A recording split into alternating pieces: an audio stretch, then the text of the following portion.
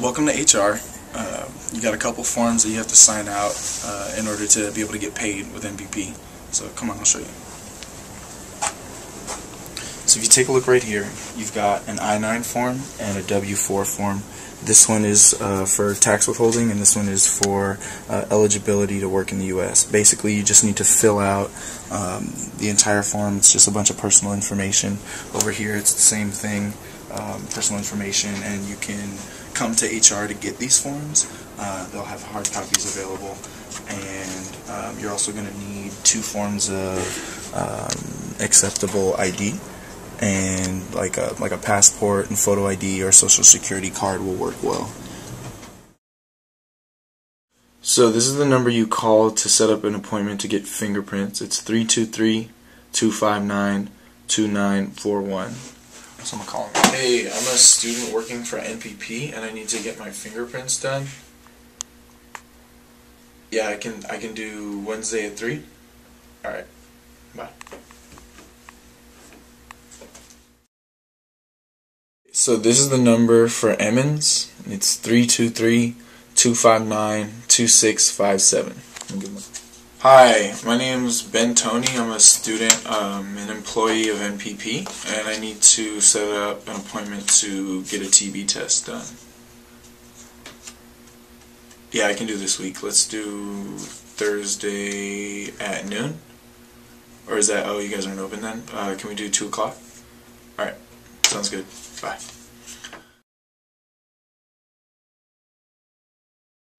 All school employees, those in LAUSD and affiliates, which would be you, are required to take a training on mandated reporting and take a test.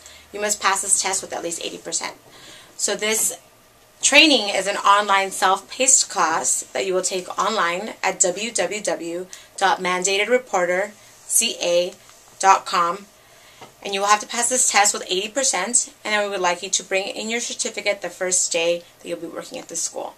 Like I said, remember 80%. We need you to pass this. Thanks. So, when you're done completing all of your documents and all of your paperwork, please make sure you turn it into your program assistant as well as the NPP staff, okay? Please make sure that you turn it in to both of the parties as well as keeping a copy for yourself, okay? Also, with the fingerprinting, please make sure that you get that done ASAP.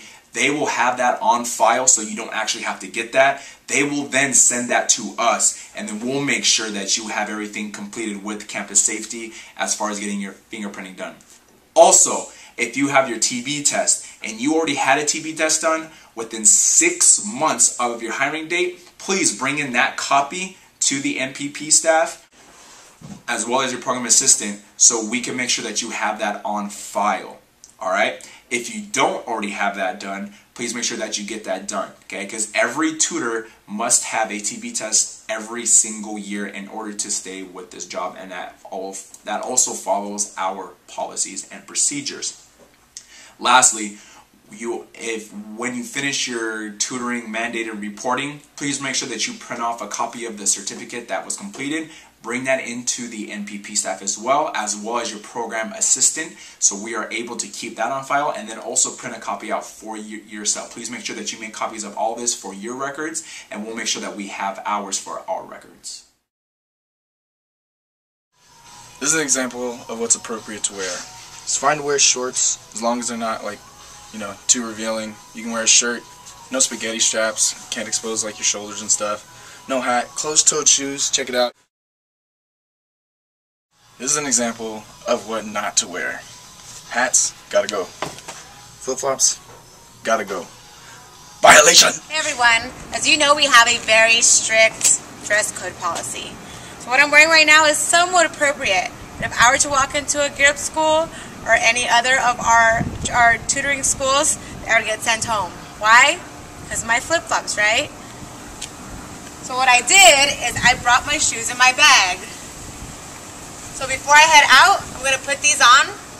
And just a really quick reminder, as much as it's so comfortable wearing sweats and PJs, no sweats or PJs no matter how comfortable they are. You must be here for the absence policy. Well, let me tell you about MPP. This is a real job, okay? You are here to help tutor kids all the time, okay? So we take this very serious about being absent. You get 3 absences, okay? 3. And if you are sick, you have to make sure that you go to Emmons and you bring a note. Bring it to NPP. Make sure that they sign off on it and it's a legitimate document, and we'll review that note and we'll be sure to put that on your file. So in case you do go past year 3, we'll make sure that that was on file and we won't have any problems. So what doesn't count? Okay? Homework. If you have a lot of homework, make sure that you know how to time manage your week, your day, your month. It doesn't matter. Make sure that you're getting all of your stuff done, okay? Homework, if you're going through a bad breakup, if you're too stressed, if you're not getting enough sleep, if you're tired, if you're just trying to hang out with your homies and stuff like that, you have to make sure that you are time managing your day. You have to remember, this is for a good cause, okay? So we take absences very, very serious here at MPP, okay? So if you are going to miss, you have to let your program assistant know at least 24 hours in advance. You also have to let your driver know, because then your driver won't be waiting on you while you're not going to show up. And how nice is that? It's not very nice, is it? Okay? So, if you are the driver and you're not going to come, okay, you got to make sure that you let the travel coordinators know that you will not be there 24 hours in advance as well, because you need to make sure that you let our people know, the MPP staff, so we can fill your slot, okay?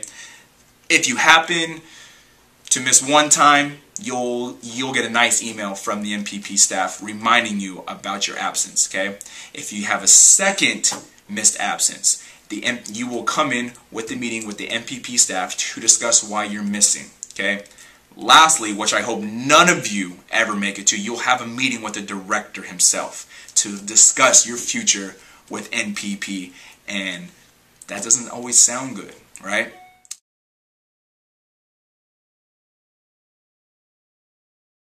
Another main aspect is the mentoring aspect.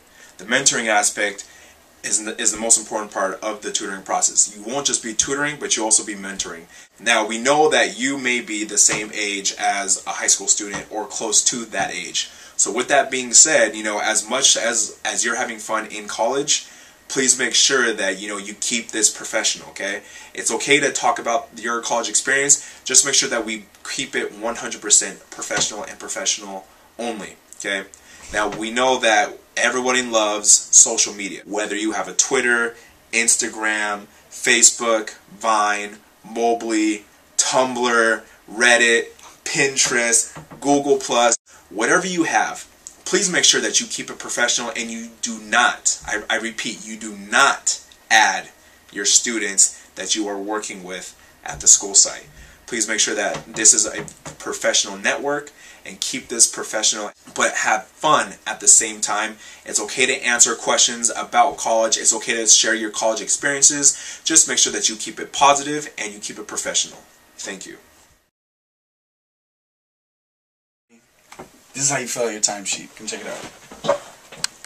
So first thing you do is you go to the MyOxy page and you log in. You just use like the first part of your email address and then whatever your password is that you figured it out. And then you go to the Student Services tab, is the fourth one on the top. And then top right, Student Worker Information. You just click the timesheet. And then you make sure that you pick the right one. You can have like a lot of them. Don't fill out the wrong one. And yeah, so you're just gonna open it, and when you pick it, you click timesheet. It'll take you there, and then you fill out whatever days you've worked. So you got to make sure that your time in is in, like, you have to use 4 numbers. So you go, like, if I came in at 10 o'clock in the morning, I make sure that it's AM. And then if I left at 5, I'm going to do 05 o'clock, and then make sure it's PM. And then I can move on to the next day. I can also go back to the timesheet and view the whole timesheet. Timesheets work 2 weeks at a time.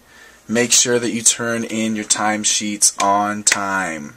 You can get fired if you don't turn in your timesheets. Super serious. Once you've filled out all the days and all the hours for the first week, you go to the next week. Once you've filled out all the days and hour, you do submit for approval, and then you get paid. Hey.